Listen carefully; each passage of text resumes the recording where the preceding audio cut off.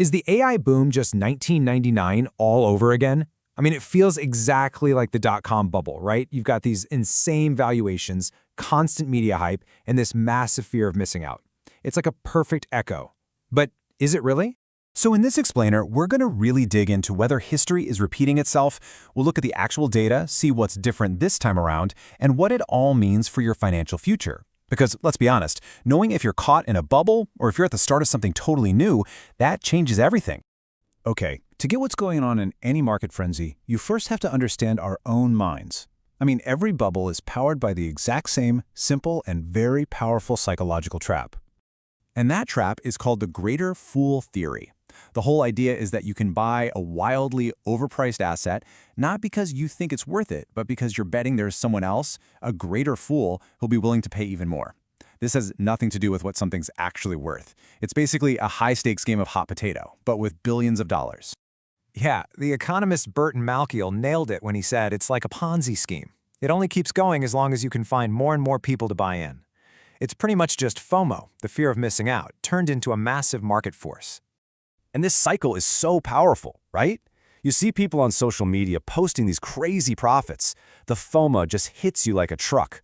So you jump in even though you know the price is insane, and you just tell yourself, I'll just sell it to the next guy. That's it. That's the engine that drives every single bubble. But here's the thing. These moments of, well, collective craziness, they're not random at all. They're actually so predictable that we've created maps for them. Maps that chart these predictable cycles of hype and reality. The most famous one is probably the Gartner Hype Cycle. It all starts with a technology trigger. Then things go nuts, and you hit the peak of inflated expectations. That's your bubble. But then reality bites, and everything crashes into the trough of disillusionment. Only after that does the technology maybe start to climb the slope of enlightenment and eventually hit the plateau of productivity, where it's actually part of our daily lives. The dot-com bubble, it followed this playbook to the letter. And this isn't just a tech thing. Economist Carlota Perez showed that this has happened 5 times over the last 250 years. The Industrial Revolution, the Age of Steam, steel, oil, every single one had this massive 50 or 60-year cycle that included a crazy speculative frenzy phase. In other words, a bubble. It's just a pattern that repeats throughout history. Okay, so we've got the psychology, we've got the historical maps. Everything is pointing to a classic bubble, right? But here's where it gets weird. When you actually try to apply those maps to what's happening with AI right now, something's wrong. The data just doesn't line up. And this is where the story takes a really interesting turn. Just look at how the science itself is structured. On the left, back in the dot-com era, you see research teams breaking apart, getting smaller, more competitive.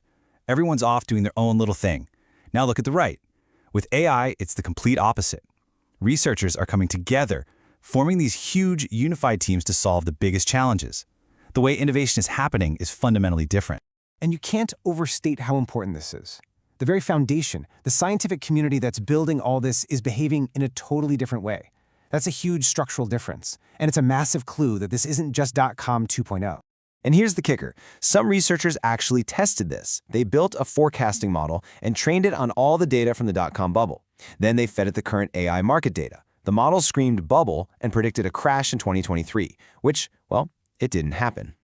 So the old maps aren't working. The past isn't predicting the future anymore. The patterns are wrong, the science is different, the models are failing.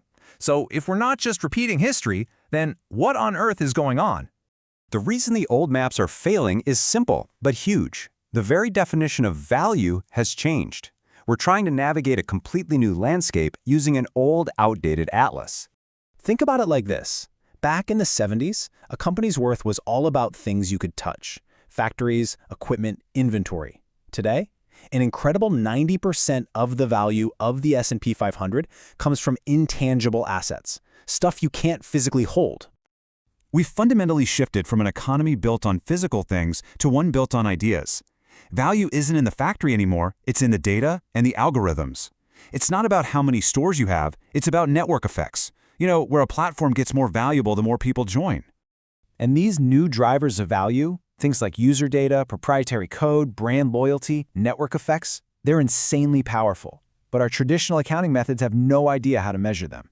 A balance sheet can tell you what a warehouse is worth, but it can't put a price on Google's search algorithm.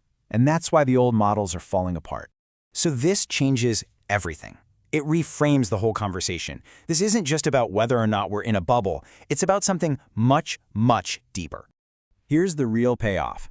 Asking, are we in a bubble, is the wrong question. It misses the entire point.